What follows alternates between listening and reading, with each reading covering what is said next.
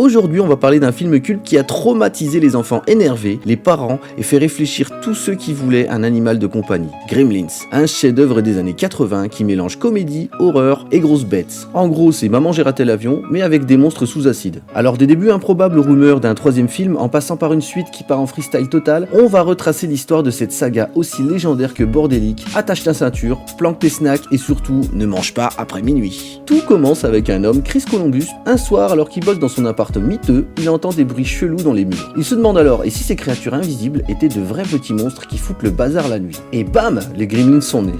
Son script atterrit dans les mains de Steven Spielberg qui adore l'idée et décide de produire le film. Il confie sa réalisation à Joe Dante, un mec qui adore mélanger horreur et humour. Et le résultat, c'est un film de Noël avec des bestioles démoniaques qui détruisent tout. Le pitch est simple. On y découvre Gizmo, un mogwai adorable, sauf que si tu lui donnes à manger après minuit, il se transforme en Gremlins et là, c'est le Bronx. Le film est un carton, mais surtout il traumatise les gosses, tellement que ça pousse Hollywood à créer une classification interdit aux moins de 13 ans. 1990, Joe Dante refuse de faire une suite, puis accepte à une seule condition, c'est qu'il ait carte blanche. Résultat, Gremlins 2, un film où les monstres envahissent un gratte-ciel, deviennent encore plus what the fuck, Gremlins intello, Gremlins araignée, Gremlins électrique, et même un Gremlins qui pirate son propre film. Le problème, le public ne suit pas, trop absurde, pas assez d'horreur, résultat, le film flop. Et depuis, rien. Hollywood hésite entre suite, reboot, remake en CGI. En 2023, HBO Max sort une série animée, Gremlins, les secrets du Mogwai. Mais nous, on veut un film. Chris Columbus a écrit un script pour Gremlins 3, promettant moins d'images de synthèse et plus de frissons. Alors on l'espère. En conclusion, une saga qui apprend une leçon essentielle. Moralité, toujours lire le mode d'emploi avant d'adopter un animal chelou. Parce qu'un Gremlins, c'est comme une friteuse. Si tu fais n'importe quoi, ça explose. Si cette vidéo t'a plu, lâche un like et abonne-toi. Et dis-nous si t'es plutôt Team Gizmo ou Team Gremlins dans les commentaires.